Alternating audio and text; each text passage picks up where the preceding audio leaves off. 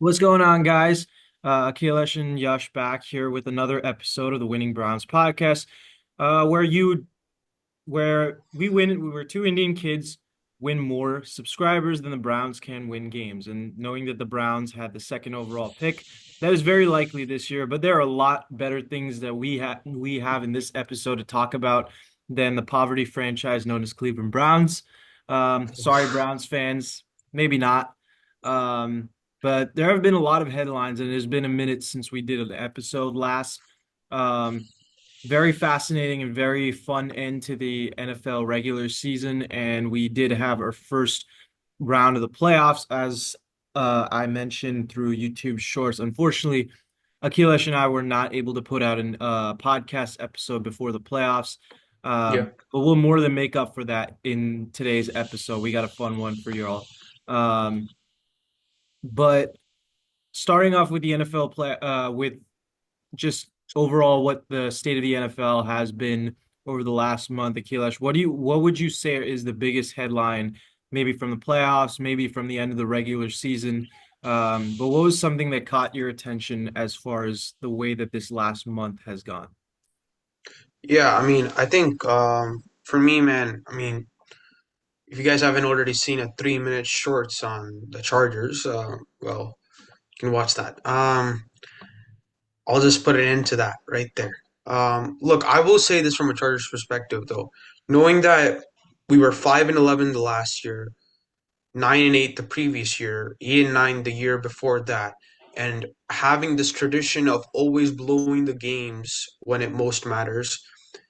I think that's changed with Jim Harbaugh, Joe Ortiz, and this whole new staff that's come in. But obviously, we didn't end the season the way we wanted it to, right? So it's disappointing in that fashion, but I think that there's a lot of good things to come. So I am keeping a positive trend towards. Now, I think the biggest takeaway for me is just how well the rookie quarterback class has played out this year. I think we do have to mention it. Yes, there were six quarterbacks drafted before. This has been a quarterback like comeback season in so many ways. You talk about Sam Darnold. Look, yes, the past 3 weeks were abysmal, right? And I say abysmal because, man, the Rams had a sack package loaded on him. Nine and a half Oh, sacks against the Vikings is just. I know. I'm serious, oh, right? I Like know. that Vikings offensive line isn't terrible by any means, but they just went at him at every single angle they could. It was a tremendously done job by that defense. And but I think from a quarterback standpoint, you look at Jaden Daniels, he's doing things that we've never seen a rookie quarterback do. To have that kind of composure, that mental strength, that kind of like if the ball's in my hands, I'm going to finish out the game. That's just things you don't see from a rookie quarterback. It could have been Peyton Manning, could have been anybody. By the way, I will come to that because some of your reporters are nasty. Um, then when you look at Bo Nix, I really have to mention this guy. Sean Payton is a genius as an offensive. He's an offensive quarterback genius, but at the same time, he has this old mentality where I'm gonna, call a play that's 3 paragraphs long, Mhm. right? When it can really just be a sentence long. In order for a rookie quarterback to digest all of that and be at the expectation that he has, which is Drew Brees, and for him to exceed that, it's incredible. I think for me, I'm seeing literally two quarterbacks that have Hall of Fame potential, Bo Nix and Jaden Daniels, right now.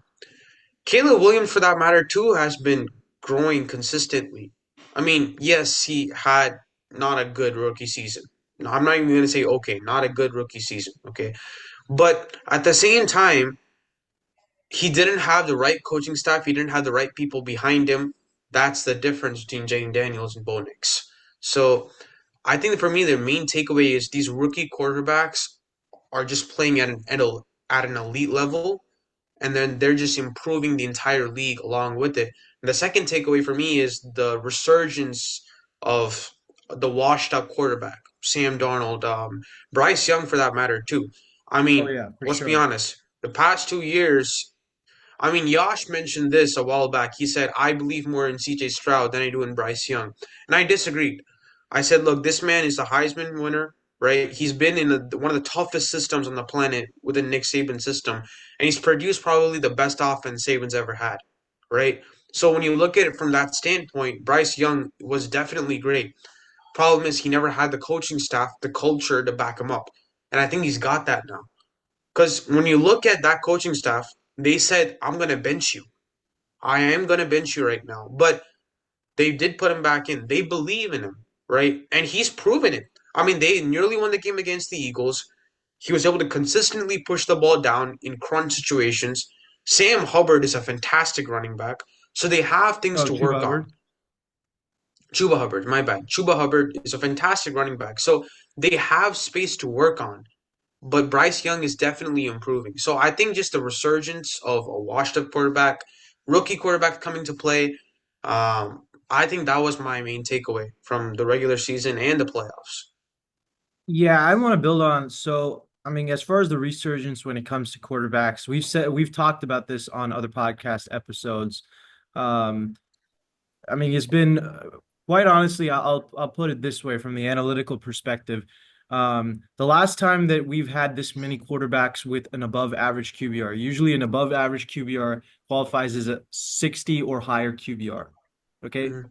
That is um that is usually considered at least some level at some point during the season of elite football, where you're in the MVP conversation or whatnot. There are 15 quarterbacks who had that this year. Yeah. Very usual names, the Mahomes, the Allens, the Lamars of the world, Burrow, Jaden Daniels. But you also had guys like Kyler Murray. You also had guys like Sam Darnold, like Baker Mayfield, who stepped up and found another gear. Geno Smith, even though he didn't make that list, was still playing exceptional football. The Herberts, Jordan Loves, and the Tua Tagovailoas with new systems or very stable systems, sometimes with less weapons, sometimes with more weapons, regardless of what that situation was. A lot of them have found consistency. And I think that speaks to, I mean, at the beginning of the year, we were talking about, number one, um, with defenses improving in the NFL, is the quarterback, are we going to see less amazing stats from the quarterback? And that certainly didn't turn Mhm. out to be the case by the end of the year. And also, we were asking about how a lot of coaches develop young quarterbacks. And from the looks of it, especially with the 2020 draft and the 2024 draft that we were just talking about, it certainly seems like there are a lot of good quarterbacks who are in good hands when it comes to play calling and coaching. I want to build off that 2024 draft, however, because I think it expands more than just that quarterback class. This is now, I think, going to be my ninth year with the 2025 draft class coming, where I'm covering the NFL draft and making draft boards and scouting players to some degree. This was last year was my first year doing it um, on video and actually talking about what my draft boards look like. But and it couldn't have gone any better as far as that, as far as how impressive this draft class is. I mean, you got Mhm. so many players who are playing quite honestly like generational talents at every position. I mean, you talk about the quarterback class. Jaden Daniels is already one of the top maybe 7, 6 quarterbacks in the league. Yeah. And I don't usually give that type of praise for quarterbacks because, there's a lot for me that goes into showing that you're elite quarterback, not just performance Sure. year, but he has some of the traits of, veteran quarterbacks proving that he can really carry a team on his back and make clutch situations week in and week out and really never have a flaw in those situations.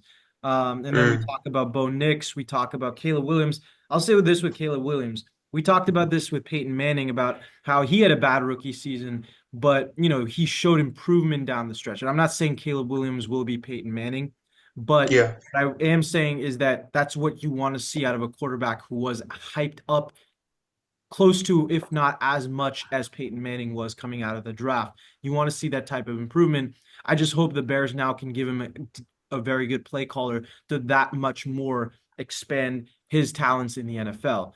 And then you talk about The Michael Penix, I think he played solid at the end of the year. JJ Hmm. McCarthy is in a great situation with the Minnesota Vikings, and it looks more and more like the day that he's going to get that starter job down the line, even with how good Sam Darnold played because of the struggles. But then you look at guys like Brock Bowers. I mean, Brock Bowers had a historic year for tight end, broke Yeah. basically every reception record possible for tight ends. It was a fantastic blocker, too. You got Mm. Marvin Harrison, who had a decent rookie season. For a lot of people, they were calling him a bust, and he still had 800 yards. If a bust has 800 yards, you're doing something right, right? In that system, Marvin Harrison is certainly going to improve. He's certainly Yeah, going to be a that's true. 1,000-yard That's receiver. fair.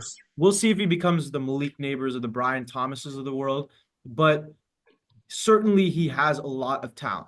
Um, Yeah. Malik Neighbors and Brian Thomas, like I said, they've been elite receivers this year, both 1,000-yard receivers, as is your guy Vlad McConkey for the Talk about Chargers. him. Hey, I I like just want to mention one thing. I just want to mention one thing.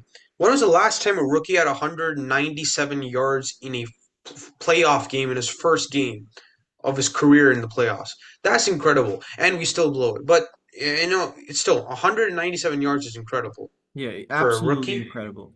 Um, when it comes to, the rest of the drafts, you got so many different superstars or promising players at different positions. The wide receiver class is just loaded. I would like Yeah. to, I would like to toot the horn of Ricky Pearsall a little bit more. I really wish he hadn't got shot in Union Square 2 weeks before the Yeah. season began. Because I really think with the way he played those last three games, he might have been a lot better had he played the whole season. Um, Washington had a great draft. Philly had a great draft. The 49ers, the Yeah. Buccaneers had great drafts. The Houston No. Texans, we'll get to in a little bit, had a No. fantastic defensive draft, right? The Rams had a great draft. So Yeah. many teams found, three or four superstars or star-like players that could really help their team down the line. The Pittsburgh Steelers got two great offensive line, and they've been prioritizing offensive line forever, right? I mean, you Hmm. look down at every position, there's one or two blue chip, blue collar, superstar type players. We haven't really had a draft like this maybe since 2011 or 2017 with this many players this deep into the draft. Um, and I'm excited to see what the future really looks like with this. It's a fantastic rookie class, and quite honestly, I anticipate a lot much more from this draft class, especially from some players who I don't even think have had opportunities yet. The Darius Robinsons of Yeah. the world, um, the Anais Smiths of the world, the Austin Bookers of the world. I know you and I have talked a lot in ad nauseum, especially about Austin Booker, Yeah. Dallin Holkers of the Chicago. world, right? These are players who themselves showed a lot of promise, but just haven't got the opportunities yet. And I think when it's all said and done, this draft class is going to be one of the, at the very least, one of the most unique draft classes in NFL history with how deep it is in Definitely. positions. Definitely. Yeah.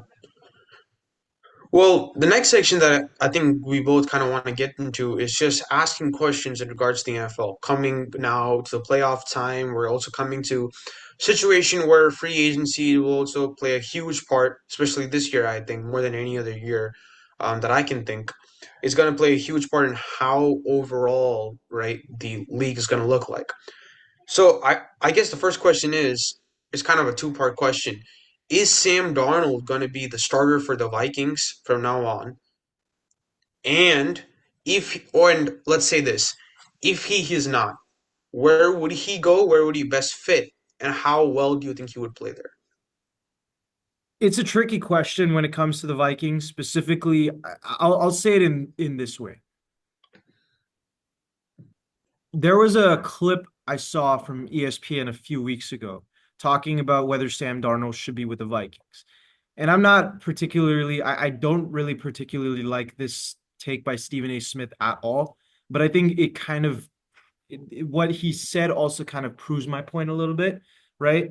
What Hmm. he's saying, what he said basically was Sam Darnold should remain the quarterback because Kevin O'Connell is the play caller. And and while I vehemently disagree with what he said, actually that kind of proves my point is the fact that if you trust Kevin O'Connell as your play caller that much and you drafted JJ McCarthy 10th overall, I feel like you think that highly of JJ McCarthy within Kevin O'Connell's system, that you think if Sam Darnold can basically be an MVP type candidate, you think JJ McCarthy can basically be your version of Patrick Mahomes to like what the Chiefs saw with Alex Smith and Mahomes, right? So what Okay, I see. I'll say from that angle is there's a chance that with JJ McCarthy's injury, and I think that's the biggest elephant in the room in this situation, um, that Sam Darnold might come back another year. He's had more Yeah, success than any quarterback in Kevin O'Connell's system with the Vikings, with the Rams, anyone in one season. More than, I mean, you look at Stafford, he played really well and they won a Super Bowl, but he also had 18 picks there. Darnold has played flawless football except for the last 2, 3 weeks, and that usually yeah, can hold back a player in as far as getting that second contract with the team. You look at sure. Case Keenum with the Vikings in 2017. You look at Carson Wentz with the Colts in 2021. Played exceptional football for 90% of the year, but they had one terrible game at the end of the year that cost them their job. Right? Yeah, The it's Vikings true. ended up going for Kirk Cousins. The Colts ended up basically just taking Carson Wentz and calling him the problem and the scapegoat when in all honesty, they had a lot of other problems on that team. But you know, says enough. I don't know if Right. Darnold necessarily is a product of the system or that he finally got a situation that really, really, really helped him. It does Mm-hmm. help every time when you have the best receiver in the game in Justin Jefferson in a system like that with the tight end, with an offensive line, which Darnold really has never gotten. But that's not me sitting here and saying that if he goes to another team that he won't be good. What I will say is Yeah. he's probably going to, if he goes to free agency, he's probably going to be in a decision with not a lot, where he's probably going to have to make a decision with not a lot of great QB situations. Sure. If you look at around the league, there are probably only 5 or 6 truly open quarterback positions this year. The Mm-hmm. Raiders, the Titans, probably the Browns now that Deshaun Watson tore his Achilles again. Yeah. Um, the New York Giants. Did I say Las Vegas? I think I did, right? You said the Raiders, yeah. Yeah, I said the Raiders. The New Orleans Saints could be another one. Yeah. Um, and maybe potentially possibly the New York Jets if Aaron Rodgers Right. retires or gets traded, right? Right. So that's the 6 you're looking at. And none of those 6 are really great situations whatsoever, Yeah. right? 3 of those teams, if I'm not mistaken, are not going to have a coach going into this offseason. So Sam Darnold is basically in that same situation, really, that Case Keenum was when he entered free agency in 2018 after a career year with Mm-hmm. the Vikings, if he goes to Sure. free agency. Now, from the Vikings perspective, this is just my take. If I'm the Vikings, because of McCarthy's injury, because he hasn't really had a full season of like reps behind Darnold, that he's basically just been holding a clipboard because of his injury, I would franchise tag Darnold at the very least, or sign him to an extension, 1 year, whatever, and see what I have with Darnold again. Darnold probably in that system again is going to play really good football. If he plays really good Maybe, football yeah. at the end of next year, I can trade him for value, a first round pick, whatever, right? And I'll let JJ McCarthy develop. And it could very much be a situation like what happened with the 49ers with Alex Smith and Colin Kaepernick. You know, Mm. you play it week to week. Alex Smith played exceptional football at the beginning of the year, right? But at some Mm-hmm. point, Colin Kaepernick outplayed him when he got his opportunity. Maybe JJ McCarthy doesn't get that opportunity. Maybe Darnold ends up maybe winning a Super Bowl down the line for the Vikings. I don't know. And if he does, Right. right, maybe you trade McCarthy. But it doesn't hurt, I think, to not have Darnold in that situation, give McCarthy more playing reps, and then eventually cut him loose. He takes over the team and maybe plays better football than Sam Darnold. Usually Mm. that's the way it goes when you have elite play callers like that. What I will say for Sam Darnold, though, is it doesn't seem like the greatest bet to sign anywhere else just because you get a good contract for another team just because, oh, they're offering me a bag and I probably wouldn't have got that anywhere else. So what Sure. I'd say is if I'm Sam Darnold, I'd be very picky. I'd look at the coaches who get hired this offseason and then make my Mm. decision accordingly. If there's a Ben Johnson out there who's on a Las Vegas Raiders, Go for that. Exactly. So, But if so not, you, come back with the Vikings. yeah, so you just got to my point. So I'll address this first. I'm saying this purely based off his press conference. Kevin O'Connell did not look resounding when he said, you know, I mean, from my personal, um, just looking at what he said, it was kind of like, look, I mean, he had a great season, but you guys saw the last 3 weeks when it mattered most, he couldn't do it, Mhm. right? I'm not saying Kevin O'Connell sold out his player. I'm not saying that, but I think he alluded to the fact that look, this magical season, I think has to be put to a stop. It's not going to be the Kurt Warner type of resurgence, right? He had a great season, but unlike Lawandre Campbell, he has to kind of realize that he has to take the back seat. So this is my personal take. Now, the Las Vegas Raiders have a lot of interest in Ben Johnson, and Tom Brady has personally recruited Ben Johnson, right? And when you look at the Raiders, you say, it's not in a great position. Well, Jacoby Myers is a very good receiver, actually. If given the right pieces, he can be a really good receiver. From a Mhm. running back standpoint, yes, they do lack in Josh Jacobs, obviously. But get him a decent running back from free agency standpoint because Aaron Jones is in the free agency department. I don't know, he might get signed. Hopefully for his case he does get signed. But you look at that, you look at the fact that that defense is slowly improving. We saw it over the past few weeks. It's slowly improving. You have a guy like Brock Bowers who's a fantastic tight end. If Ben Johnson gets a job there, I would tell Sam Darnold just go to the Raiders. You're I not going agree to with have that. the season that you had with the Vikings immediately, but maybe 2 years down the line after drafts, come together, you might, right? I mean, look at what Um, happened with Jared Goff. I mean, with the Lions, that exactly. was even a worse situation for him. Everyone thought that he was out of the door. 2 years later, he's an MVP candidate perennially. Right. And it's not just that. Like you mentioned this. You said when it came to Ben Johnson, he always made the best. We've never seen him take a quarterback and develop him, right? We've seen a guy who's played the game, who's seen a lot of things, take that quarterback and then just make him better, right? So that's what Sam Darnold's done, right? Dan Orlovsky alluded to this in his take. I mean, he is a quarterback, like literally the quarterback's best friend. But at the same time, he is very knowledgeable when it comes to this department. When Sam Darnold has the right pieces around him, he can be one of the best quarterbacks in the game, and that's true. It Right. is true, right? So that's what we saw with him this season. Now, I think with the Raiders, if he takes that chance, it'll be the best for him, is what my personal take is. Now, I'm not disagreeing with what your take as the Vikings are saying, look, if we want this guy, JJ McCarthy, to be our franchise quarterback, we need him to develop more. So we'll keep Sam Darnold. But at the same time, in my mind, Yash, I'm just saying, like, Kevin O'Connell could take another quarterback. He doesn't need a Sam Darnold to show JJ McCarthy what he should do or what he shouldn't do. I think there are other plenty of quarterbacks that he can take from that loop. That's fair. But what I'd argue is, I mean, I've heard the same thing as a Niners fan. I hear that all the time with, oh, Kyle Shanahan can make any quarterback great.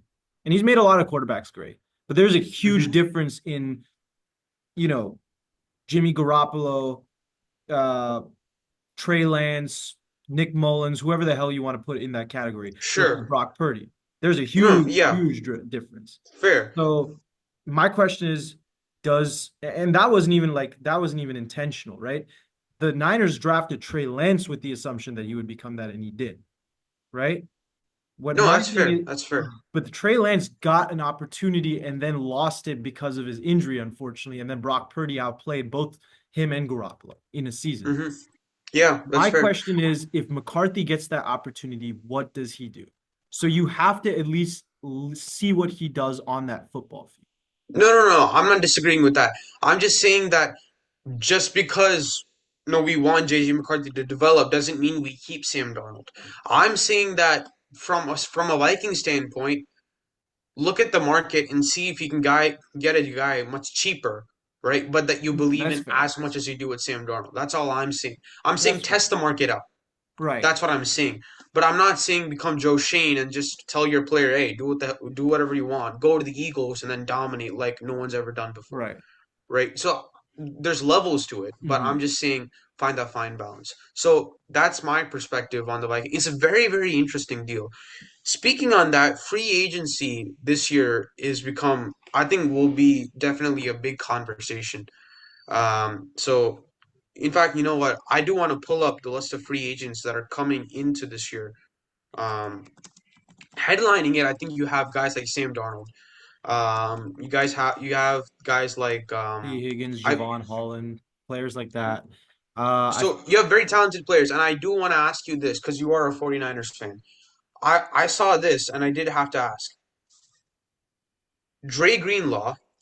Let me just pull this up here. One second. So you have, I think, if I'm not wrong, I think it was Dre Greenlaw. Sorry, let me just pull this up. So you have Dre Greenlaw in free agency. You Hufanga is also have going to free agency this year, I think. who? Talanoa Hufanga. Hufanga is also going into free agency. You also have a very, very good cornerback that's kind of getting old, but 20, I think Mooney 29. Ward. Mooney Ward. Yeah. Ward, right?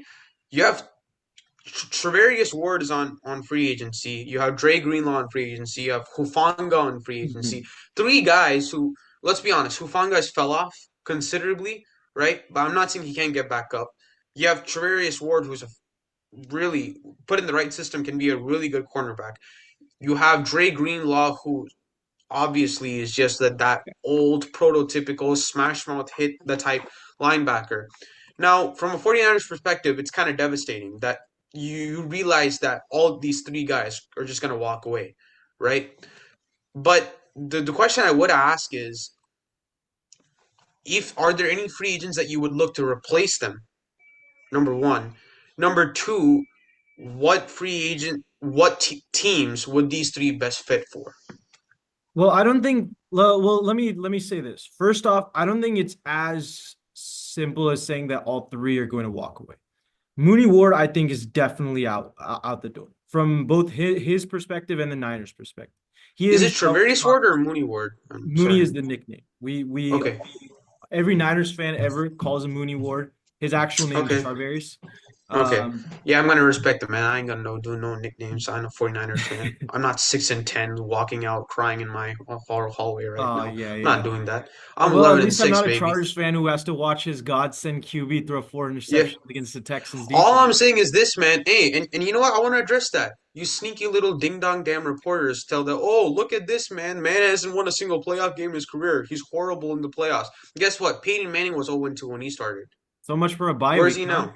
So much Huh? for a bye week. Look, we're 11 and 6. Where are you guys? You don't know what the playoffs mean right now.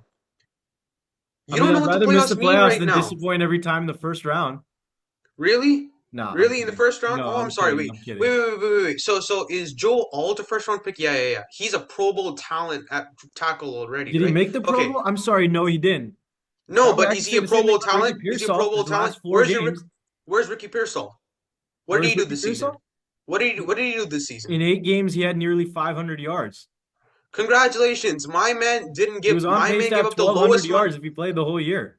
My man gave up the least amount of yards by a tackle in NFL rookie history. Pressure yards. Did he Pressure also play yards. only 10 games? No. He played more than 10 games. He played, I think, around 11, 12, maybe. 13 games nearly. He only missed Well, three. He only missed three, right? He played both right tackle and left tackle spectacularly, by the way. yeah. He subbed in for Rashawn Slater, who, oh, by the way, Pro Bowler, let me mention right there quickly, because apparently Joe Alt is not a Pro Not a Bowler. Hall of So, you Famer know like what? We'll Trent put Williams. Rashawn Slater. Not yet, at least. Oh, and he's going to probably come to the Niners in 2 years. Rashawn. Oh, Rashawn Thank Slater, you. is it? Thank you in Oh, I advance. see, I Yep. see, Yeah. I see. So, no, but this is the thing you're missing, though. See, you talk about us, right? What happened to CMC? You see, is he the new Kawhi Leonard of the NFL? I'm just gonna sit out whenever I want to. Oh, I got an ankle injury. Oh, I got an arm injury. Oh, I got a head injury. We're just gonna sit out randomly. Is that what we're gonna do? Is that what we're gonna do? Very, Is very, Brandon Ayuk very, gonna try? very Is funny Brandon coming Ayuk? from a Chargers team that has Joey Bosa and Derwin James. Oh, I'm sorry. Is Derwin James not a Pro Bowler this season? Didn't he I'm have sorry, didn't doesn't he have the Derwin most James sacks in his also have his career? own Didn't he have the injury most history? tackles in At his least we career? had two, Huh? at least we had two Pro Bowl and one All-Pro season from Christian McCaffrey.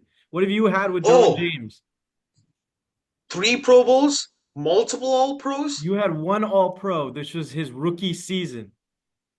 right? And we're still making the playoffs.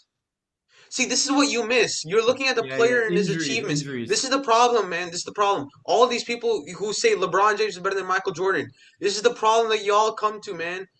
It doesn't come down to the accolades. Is what he does with the team and what he does eventually.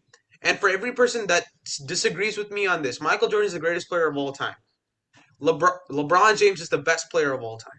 There's a difference. There's a difference. Debate me on that. Debate me on that. There's a difference. You can't tell me Michael Jordan is the best player of all time. He's the greatest. LeBron James is the best player of all time. He's not the greatest. Well, I'll say There's a on the case difference. of the Niners and the Chargers, injuries would have made this conversation a lot better. Is it? Yeah. Oh, okay. So that's what I we're don't gonna know play if you with this. realize, but Okay. we had You realize half our Khalil? roster on IR at one point. You know that? Including our Oh, quarterback who, I don't know, what was it? Do I remember thumb injury, something like that? Yeah, I mean, we had yeah. basically every starter on our team out Hmm. an entire week once. Oh, I okay. forget I who it see. was against, but So, yeah. so, so this is what we're gonna play. So last season, when Justin Herbert broke his back in the middle of the game against the Kansas City Chiefs, everybody's saying, "Why is Herbert playing so bad? Why is he a below-average I quarterback?" justified for you. You remember that? I came Yeah, in the for about defense of Herbert. 3 weeks later, 3 weeks later, I No, with remember that that. one I did Yeah, because Herbert was no, playing really good football. and he broke his back too. So for okay, maybe not you, but for everybody else, just saying. But okay, continue on, continue on. I'm sorry, Well, continue I'll on. say this from the sense Mooney Ward, um, unfortunately, we're going to go from laughing to a little bit more of a tragic note in a terrible transition. But Oh, I don't think so. I think this is great well, news. no, in the sense with Mooney Ward, he's probably not going to come back for a multitude of reasons. He talked about in his press conference. His 2 year old uh, Yeah. daughter tragically passed away this past year, and he talked about how that really affected him, um, and how he kind of looks back at the Niners with a little bit of sour taste in his mouth just because of that, his experience with that whole thing. And I obviously I'm not a parent, but I understand why he would feel that for that reason. Um, but at the same time, just from a professional standpoint, I think also, he's 31 years old. Um, he played out his entire contract, and for the most part, his first 2 years, he was elite Pro Bowl cornerback. And Mm. third season, he really fell off. You got a Niners team that has two really young, really solid cornerbacks behind him. They just extended Lenore. Renardo Green had a spectacular rookie season. So I think Mooney Ward is out the door for that many reasons. I think it'll be mutual from both sides for that. And I wish him nothing but the best. As far Yeah. as Hufanga, um, I think Hufanga is one who could be inclined on going on a 1 year deal, depending on what his market looks like. He's a very versatile player, which could help him getting a deal somewhere else. Um, but I would not be surprised if he takes a 1 year offer with the Niners if they want to keep him. The Niners are pretty good at signing their own free agents that way, so I wouldn't be surprised. Dre Hmm. Greenlaw is the interesting one because he only played 4 games coming off a torn Achilles and was anyways off a 2 year deal itself. He's obviously one of the best linebackers in all of football, but to see what type of money he gets, I think will be deciding on whether he stays with the 49ers or not. Now, to answer your question, if they were to leave, I see the Niners as far as safety. I don't really see them making a move. Malik No, Mustafa I don't played think so. great when it came to his rookie season. They still have Jair Brown, who played fantastic football. And as far as a linebacker, again, I just don't see them really addressing that in a free agent move. The place where I see them really making moves are where they cut players or where they're going to let players walk. So that is Mm. cornerback and that's defensive tackle. I don't know if you saw the report, but they're very likely to cut Javon Hargrave this offseason. Um, Yeah.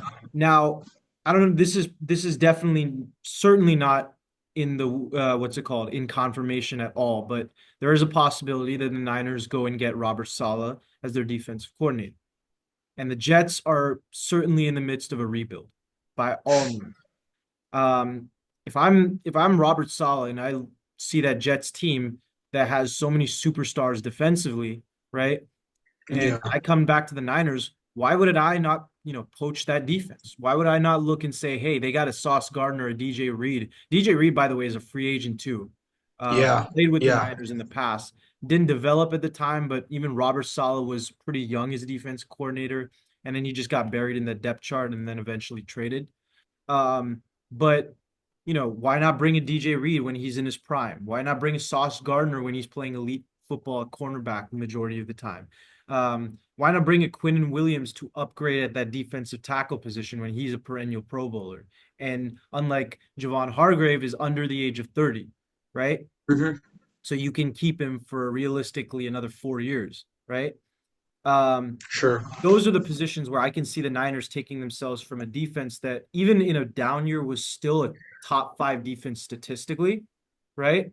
To making themselves a true, true like standard of standards top three defense like they were under D'Amico Ryans and Robert Saleh originally.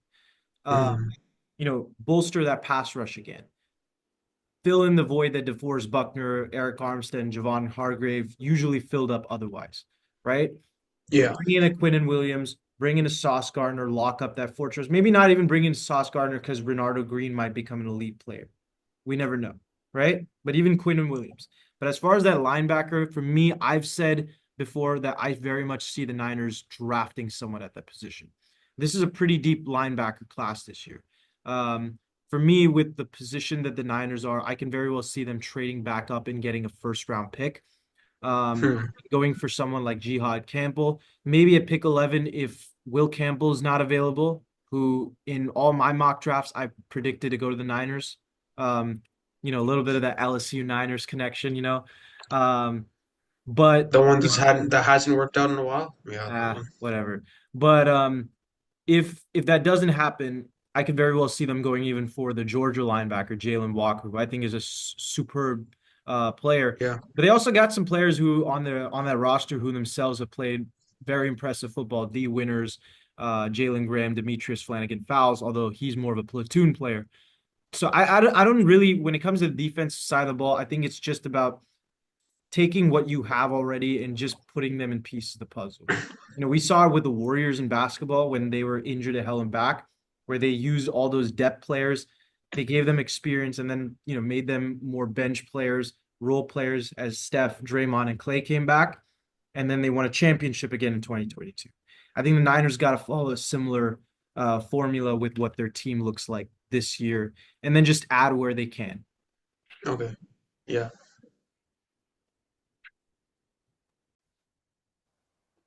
The next question, this is one question I have for you, and being that you have as much as of a Chargers fan as you have become, I know you have a deep affiliation with the Patriots too, because of where your roots are from, being from Massachusetts, and at the same time, kind of falling in love with football because of the New England Patriots. Hmm.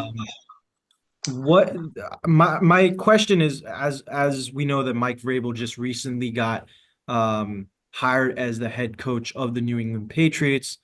First off, what is your opinion off the firing of Gerard Mayo and also Alex Van Pelt, more specifically because of the development of Drake May?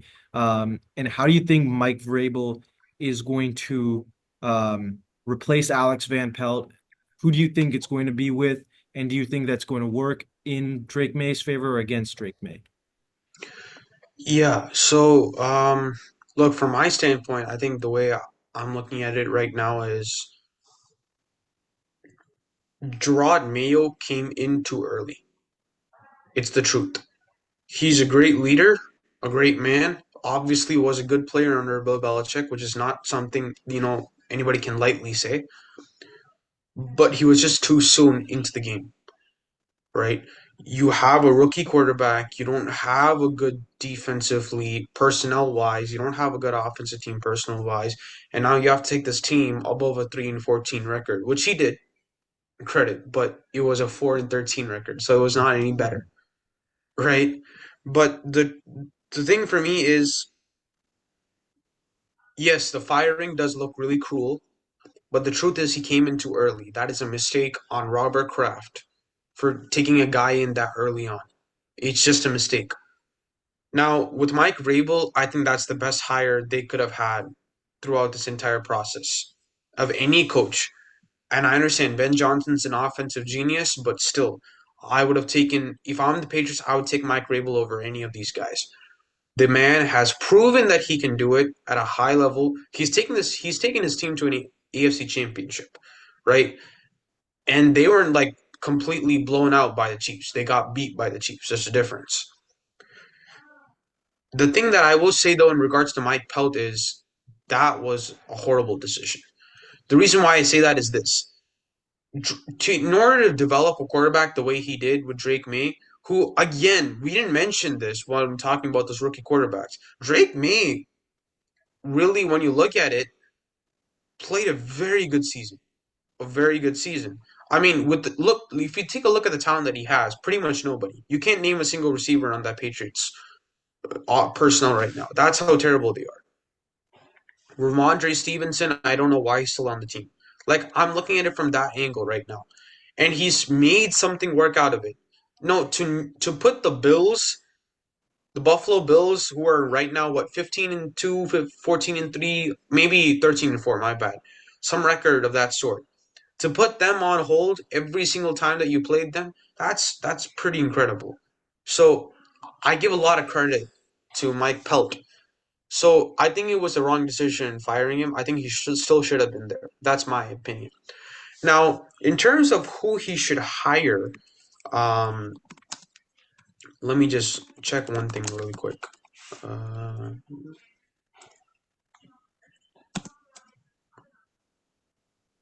okay, so the person that I think he should hire, interestingly enough, is Mike LaFleur. Now, it's an interesting pickup. So, but I'll explain my standpoint on this. The Jets actually hired Mike LaFleur under Robert Saleh for the offensive coordinator position, and he came in with the Zach Wilsons of the world. Now, if you remember, that was a horribly made offensive team. It was. That's the truth. Right. But I will say it from this standpoint. Zach Wilson from the beginning is not somebody you can work with. The reason why I say that is this. He never had the arm talent that was needed to exceptionally play in the NFL. He Mhm. used his legs to escape from that arm talent. That's the truth. That's the truth. And that's why, for some reason, I feel in that same angle. Caleb Williams is in that same boat. Now, his arm talent is at an otherworldly level. Hence, we can't put him. But the reason why Zach Wilson couldn't become anything special was because he relied more on his legs than he did with his arm. And you can't do that as a quarterback, regardless of how good your legs are. Lamar Jackson, the reason why he's the MVP right now, no, for me at least, it's not Josh Allen, it's Lamar Jackson. I mean, I'm the one who says that we shouldn't care about stats, but I'm saying this. The man has what, 40 plus touchdowns and 4 interceptions. That's crazy He's the for a first ever quarterback player to have 904,000 in a season. ever. This Yeah. man's MVP. If you don't have Lamar Jackson on your team, you don't have a team in the Baltimore Ravens. I get it. Derrick Henry's a beast, but he's 31, if I'm not wrong right now. Right? You need a quarterback that's as good as Lamar Jackson to be a threat. Because if you're just riding with Derrick Henry right now, you're not getting him 1,600 or whatever amount of yards he had this season. That's a different conversation, though. The reason why I say Mike LaFleur is this: he's been an offensive coordinator, and if we're being honest, Garrett Wilson was had his probably his best season as a rookie. If we really think about it, he probably has his best season as a rookie. Mike LaFleur was there. When you look at that offensive line, it wasn't great, but it improved. When we actually look at the Jets' overall plays from a route standpoint, it was fantastic. So They many were of the throwing things the that they deep did ball a were lot during those fantastic. 2 seasons. They were fantastically drawn up plays, beautifully done motions, right? And when you look at from this standpoint, after Kevin O'Connell left, Michael LaFleur became the offensive coordinator under the Rams. Mhm. When you look at the progression of Puka Nacua, that offensive line, Kyron Williams, a lot of those things add up. right? You look at them now. I mean, I get Sean McVay's an offensive genius, but it's not as though LaFleur hasn't done anything. He's obviously done something, right? So my thing is this: this man has been in systems where the offense has worked beautifully, beautifully every time. I say you take a chance and bring him in. I know it's not a Vrabel style of offense where it's punch in your mouth. I'm going to hit you in the mouth, and you're going to have blood spiking from every single angle of your body. But with LaFleur, the thing I strongly believe is this: he's going to get the best out of Drake May. And if they pick up Travis Hunter in this draft, then we're having a conversation that could really alter the entire Patriots franchise. So I think Vrabel should hire Mike LaFleur. It's a strong take. I won't be mad if anybody gets pissed off at it, but I think knowing that he's had experience and he's been in great systems, the Sean McVay system has been more successful than any other system in the league. So I'm just saying I would take LaFleur if I was Vrabel. Well, I'll start by saying this.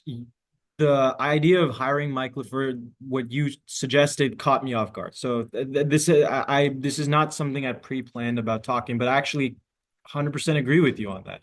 And I'll tell the reason why.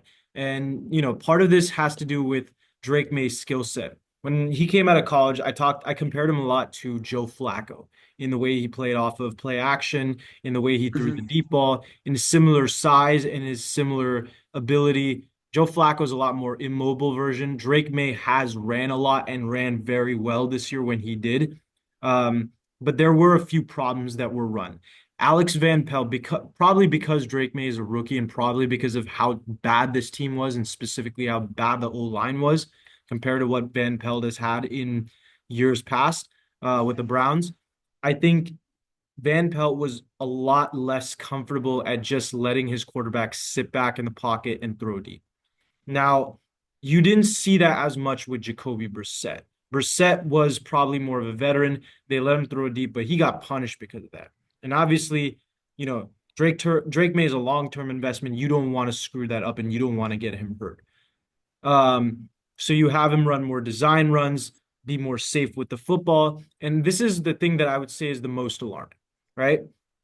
We talk a lot about when it comes to we talk a lot about that whole system and how they like to throw the ball a lot. The whole Cleveland Browns system, they're known for throwing the ball deep.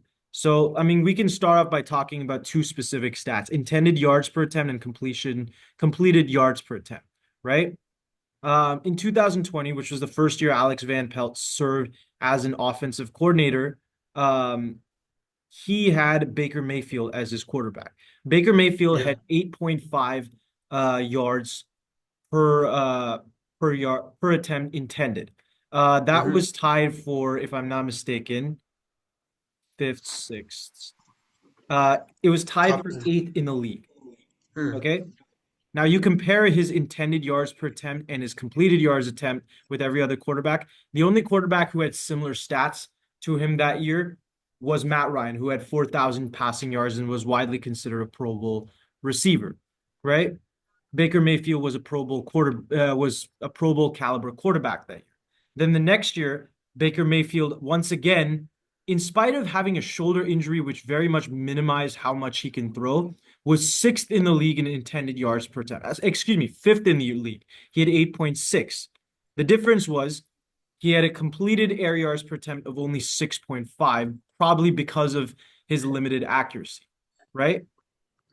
And the reason I'm mentioning this is because this is a similar trend with throughout Alex Van Pelt's tenure as the Cleveland Browns quarterback. He has a lot of trust in his offensive line to hold the fort. He has a lot of trust in that play action that led by Nick Chubb or D'Ernest Johnson or whatever running back you have there.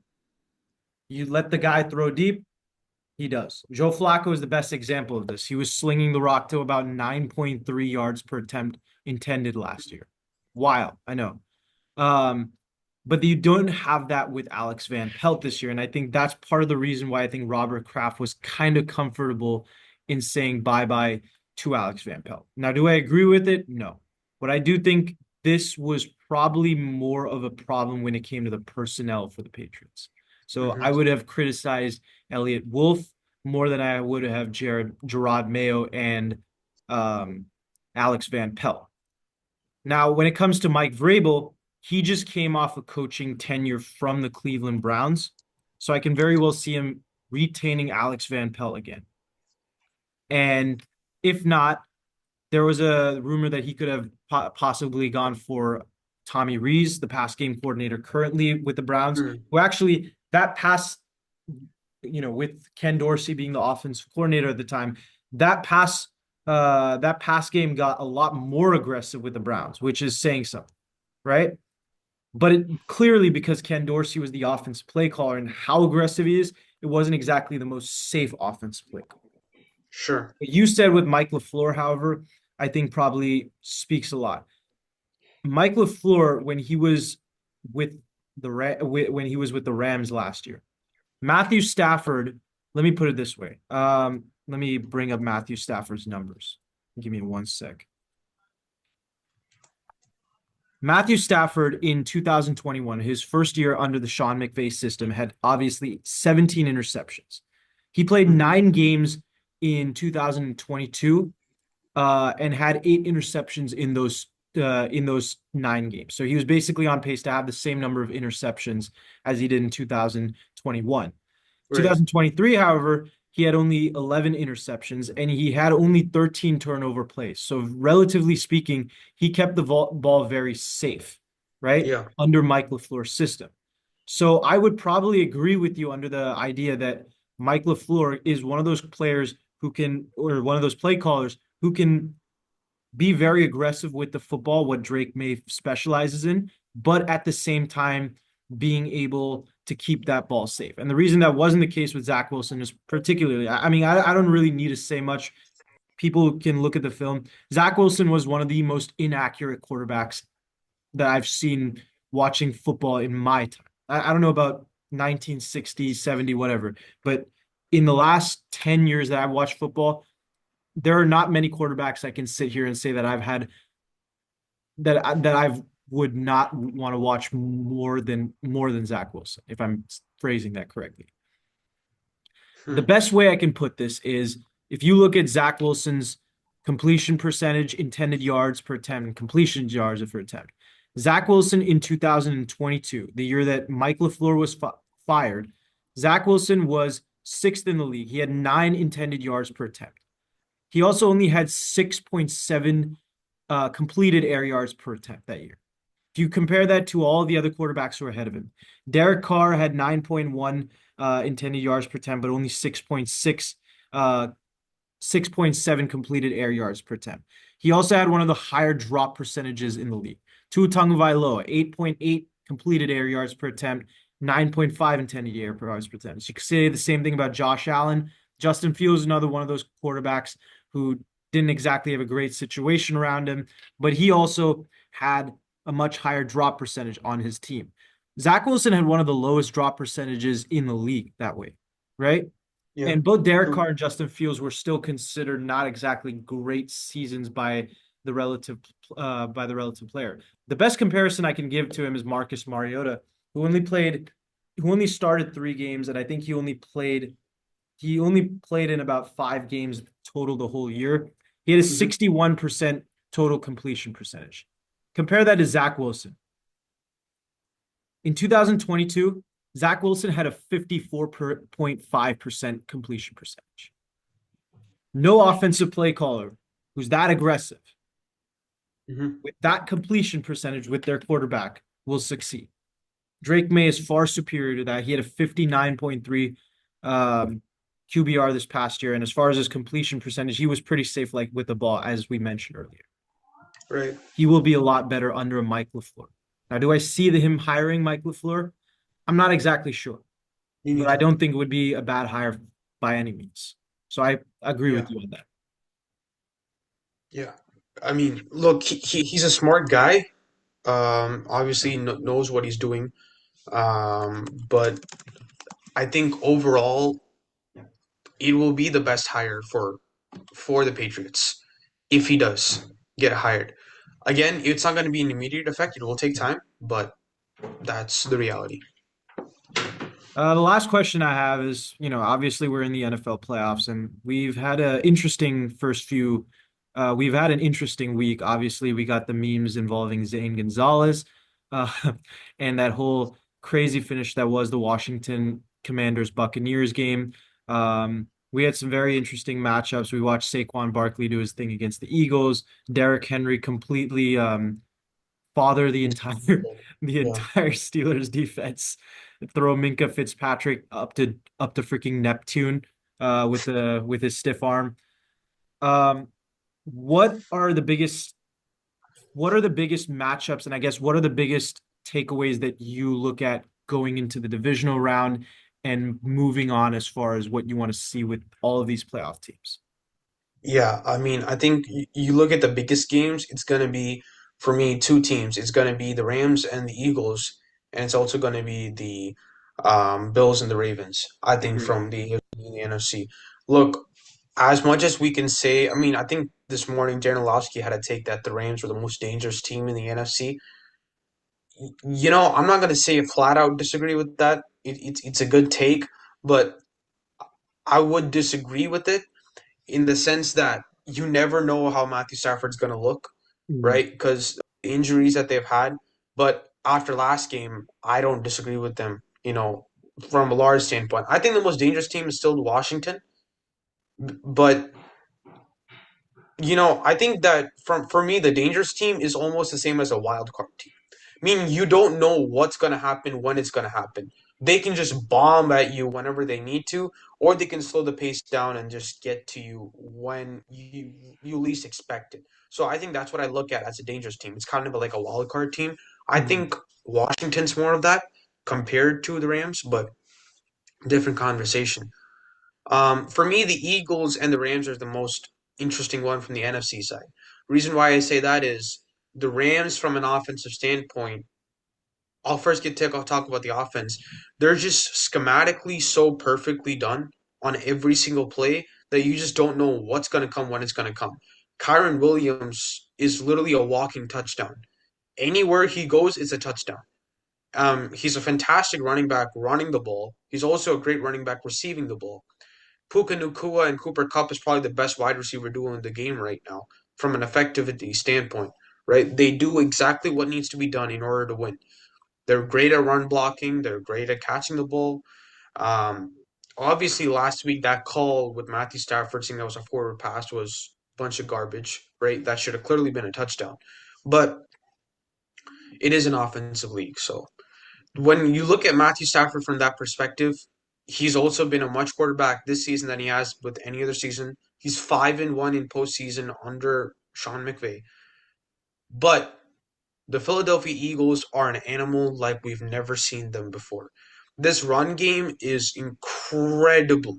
Incredible. I mean, Saquon Barkley, like we talk about Saquon Barkley, Saquon Barkley hasn't been touched. So there's a stat where the number of yards per attempt that they get, right, without being touched. He has 2 yards per attempt without being touched, which is insane. Essentially, what they're saying is every single time we give Saquon the ball, he's getting 2 yards, which is an incredibly amazing, incredible, right? The offensive line, obviously coached by Jeff Stoutland, who's you could argue is the greatest offensive line coach in NFL history because they just do it every year. They lose Jason Kelsey, who in my book is the third greatest center of all time, and you bring in now a new center, an offensive line set with Mekhi Becton, who by the way was washed out from New York, comes in his first season, plays like a Pro Bowl caliber guard. So their offensive line is incredible. Jalen Hurts, I have a lot of doubts. I have a lot of doubts about Jalen Hurts. There's nothing confirmed to me that he's going to be the key to win this game. I think there's when you look at this season, you look at the games that they won. Jalen Hurts had around 200 yards, 150 yards passing. When you look at the games they lost, Jalen Hurts had 250 yards, 300 yards passing. If the game is in Jalen Hurts' hands, the Eagles will lose the game. That's the truth. They will not be able to win the game if the pressure is on Jalen Hurts. Now, AJ Brown, Devontae Smith, they're all fantastic receivers, right?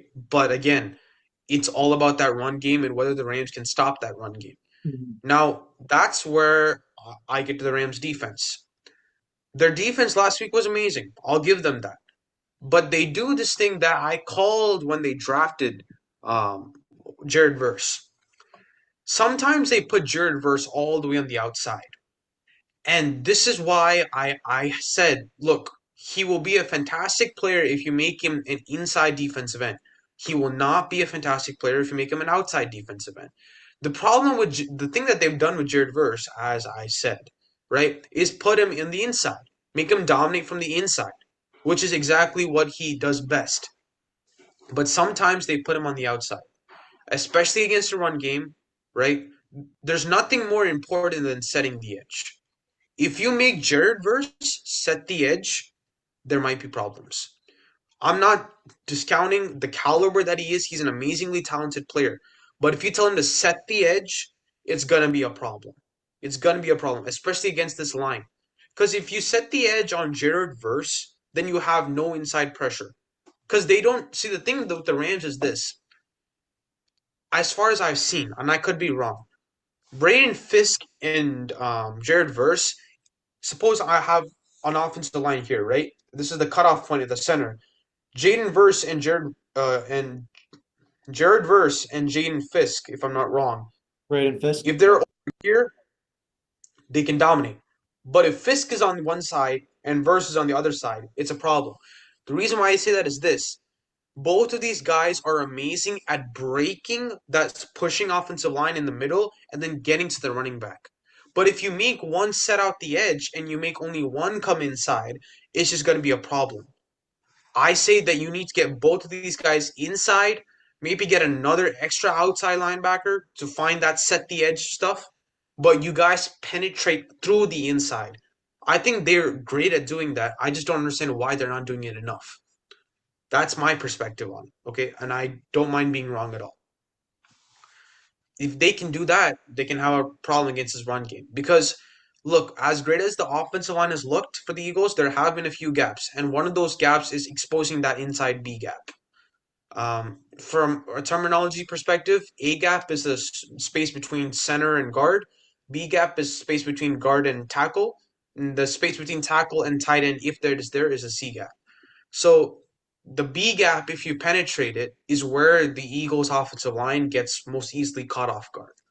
So that's where I would say they highlight in terms of what they should do.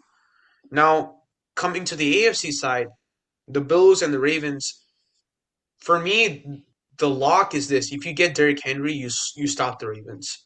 I think that's the key. Anytime we've seen Derrick Henry get less than 80 yards rushing, the Ravens have lost. And that's really the key to stopping the Ravens. You have to be able to stop that run game.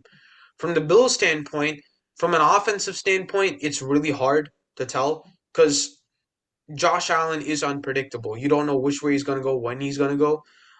But interestingly enough, I think it's the same deal from what I say for the Bills to stop the Ravens on. It's the same deal for the Ravens to stop the Bills on. It's to stop that ground game. I agree If with you that. can stop that ground game with the Bills, which is underrated, by the way, people are not talking about it enough. That run game is extremely effective. They're fantastic overall in the run game. Blocking wise, are also very good for Josh Allen. I think Josh Allen has one of the highest times within the pocket to throw the ball of any quarterback in the league right now. Second Um, behind Jared Goff. Second, which is well, goes without saying, right? So the offensive line obviously is playing well. You have Amari Cooper, Keon Coleman. I think forget his name, but they have studs Khalil at the Shakir. receivers. Here, there we go. Khalil They have Shakir, by the way, one of the most underrated deep threats in the entire league. If I'm not mistaken, each of the last 2 years has been top five in the league in yards per reception, and average depth of target. So I mean that speaks for itself. And he's a fifth round pick last year as a rookie, getting a lot and more he's reps. proven He's right turned out to off. be one of the best receivers, one of the more underrated receivers in the league, let's say. Right. He I mean he's pulled off some amazing stuff. So, but I'll tell you this. I'll give my picks up right now. I would take the Eagles over the Rams, and I would take the Ravens over the Bills. I agree with that. Right? I would. Now, I'm not going to sit here and say it's going to be a 41-16 blowout, for right? sure. But I will say this, and I'll finish off with this last point. For the Eagles' defense standpoint, Vic Fangio has done things that he's never done before. And that's very, very untraditional for a guy who's 60 plus. Because usually coaches who are 60 plus are stuck in their ways. I'm only going to do it in my system. You know, the Eagles have had 20 or 29th in blitz rate percentage, which means they don't blitz at all. Vic Fangio and blitz are literally in the same. They're synonymous with each other. With each other. In fact, I think Vic Fangio's full name is Vic Blitz Fangio, if I'm not wrong, I think I right? think I think he's the actual inspiration behind the whole Blitzkrieg in World War II. Yeah, actually, you know what? Yeah. Maybe. Who knows, right? Like this guy's synonymous with blitz, and he's barely blitzing, which is crazy, right? Which tells you what? Anytime a team doesn't blitz, they're just telling the entire world that our defense line is so strong, we're gonna kick, you know what, out of you, right? So they're just that good of a team from a defensive lineman standpoint. N'Kobe Dean, I believed in him when he got drafted, was disappointed that he didn't play immediately, but he's shown off big time. He can be a Pro Bowl linebacker sooner than later. Zach Burns has played 20 times better than I think I expected. I wouldn't say I anybody, think but I anybody expected. expected. You look at CJ Gardner Johnson, obviously the Lions gave him I don't know if they gave him away. I was shocked when he went back to the Eagles. He's been playing well, not great, but he's been playing well. The cornerbacks, I mean, Cooper DeJean, we got to talk about this guy. I mean, you are seeing the birth of a Brian Dawkins-esque player. You're seeing a guy who's going to come after you, tackle you, know that and make you know that he tackled you. You know, Dick Butkus used to say, any single time I tackle a guy, I'm gonna put weight on him for about 5 seconds, and I want to hear him say, "That's when I know I got him." Because when he's breathing hard, I know I hit him so strong. Like remember when they played the Ravens, that hit on Derrick Henry as a rookie, you got to be made of something in order to give that type of hit. So obviously, I mean, we already know Howie Roseman is the Hall of Fame GM skills are playing at its highest level right now. But Vic Fangio has taken this defense and he's put a twist on his own name to it, right? And he's made the best of what he's given, which is what any defense should do. So, but that's why I'll get to this. The Eagles will beat them, and I'll put a score to this 33-16. It will be substantial. It will be substantial. The reason why I say that is this. Last time we remember what happened. That defensive line couldn't do anything. We remember what happened. That defensive line could not stop the run game. One.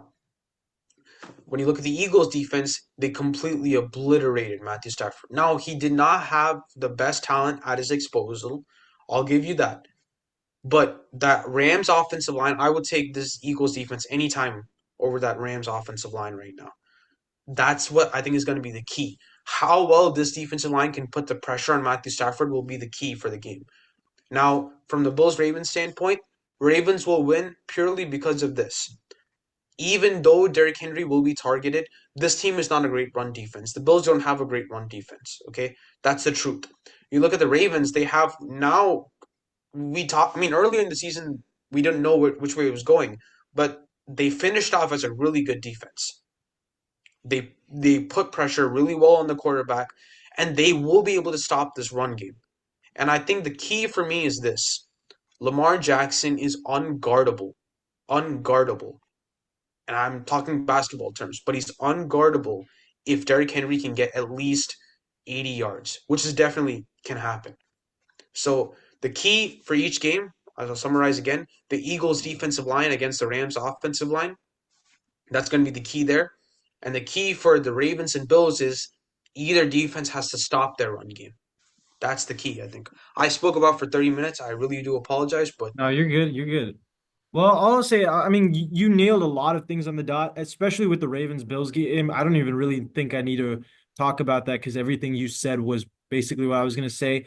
I think for me, what it comes down to is both quarterbacks are going to play exceptionally well. They're two of the top three quarterbacks, and they're the top two MVP candidates. I yeah, expect this to be a quarterback. I expect this to be a quarterback stat show. For Dan Orlovsky, his wet dream, basically. um, But I actually disagree, but I actually disagree with that.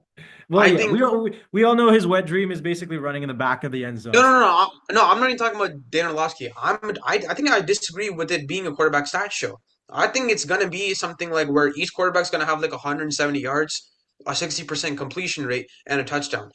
I really do think that's the game. I don't think it's gonna be the whole 200, three touchdowns, 60 QBR. I don't think that's what it's gonna be. The reason I disagree with you on that is because both cornerback rooms are not exactly great, and both of these players are great at getting the ball out quick, right? Especially, Fair. and Josh Allen, what you mentioned earlier about his pocket, he being one of the cleanest pockets within the league, you add that to the fact that he can break more tackles and more sacks than any quarterback in the league. I don't know the numbers, I don't have that in front of me right now, but when you add that up together and you give it and with you add that with his playmaking, he's at some point, some deep threat, some deep ball is going to, at the very least, take his numbers from 170 yards to 260 yards. He's going to have two touchdowns, three touchdowns for that reason. What it comes Sure. down to me is that I trust that Baltimore pass rush a lot more than I trust that Bills offensive line. And I trust the Baltimore run game more than I trust the Buffalo the what's it Bills. called more than I trust the Buffalo D line because the Buffalo offensive line has certain positions that I think can be exploited. They have certain tendencies that can be exploited, especially by as well coached of a defensive line that is Baltimore. And I think with the Ravens run game, Derrick Henry speaks for himself. That Buffalo defense has been porrid as of the last month and a half. So that says it for that. The Eagles and the Rams game is the more interesting game. Um, I'll say this. What you were saying about the Eagles defensive line versus the Rams offensive line is even more correct. What you're talking about, Kyron Williams especially, is correct. And the reason I bring this up, Kyron Williams is very much league average when it comes to his ability to break tackles. He is good as far as his ability to spread the field, be versatile, and I think that's what helps the Rams, right? But I don't think that works against a team like the Eagles because of how stout they are at that front seven, right? You mentioned Nakobe Dean. I'll go far further as Jalen Carter continues to improve, right? That's going to be tough for someone like Kyron Williams. So the Rams have to focus a lot on their pass rush, or excuse me, their pass game. Okay. Hmm. And I think they will. Matthew Stafford is a great quarterback. They got Cooper Kupp, Puka Nakua. They'll be fine. I'm interested in seeing whether Tyler Higbee is going to play this game. I know he got hurt. I'm not sure uh whether he's going to play this game, but if he does, I think he could end up being the X factor for that Rams offense. Right? The D line, I think you talked about perfectly. I'll say this, that Rams defensive line is a bad matchup for the Eagles offensive line. Certain tendencies they run, especially with bunching up Braden Fisk and Jared Verse in the way they do, with the way the Eagles shift that offensive line, they might not necessarily cause problems for the Eagles' run game with how good Saquon Barkley is, but they will cause problems for Jalen Hurts. And if they keep him in the pocket with this game, that is going to be a problem for Jalen Hurts because of the zone schemes that the Rams run. The Rams have shown me year in and year out, and this is a testament to how good of a coach Sean McVay is, how good of the defensive coordinators that they have hired. They don't necessarily need they don't need good players at all at certain positions in order to win games, especially the cornerback and the linebacker position. To me, the X factors in this game are going to be if Saquon Barkley can do well in the pass game, not the run game, but the pass game. You're going to get maybe three or four or five opportunities throughout that game. What you do with those opportunities is going to define them because the Rams do not have great linebackers. You are going to have to beat those linebackers to the punch, Hmm. to the line to gain, to the end zone in order to win those matchups. Dallas Goedert for the same reason.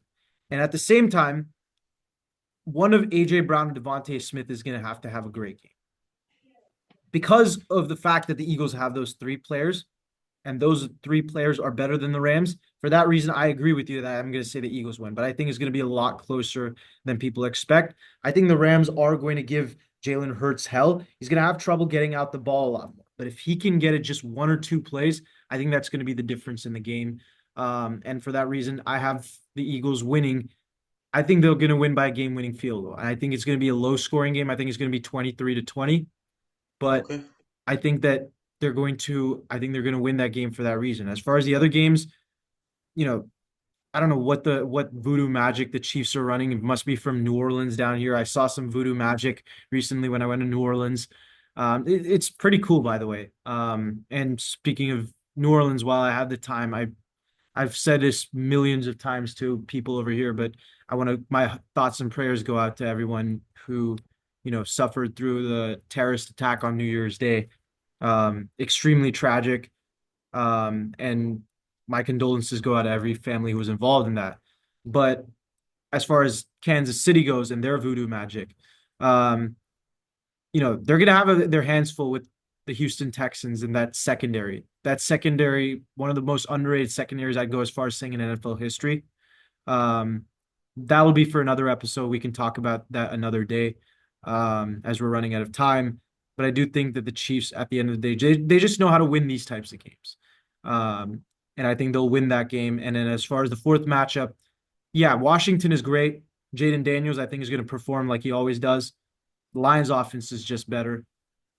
So that's where I see that going. But it's going to be an interesting divisional matchup in the rest of the playoffs.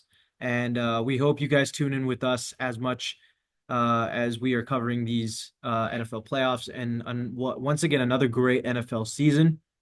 But that'll be it for Yeah. today. Thank you guys so much for watching. Please remember to like and subscribe. Um, we have more fun content coming for you in the next few weeks. But until then, see you guys later.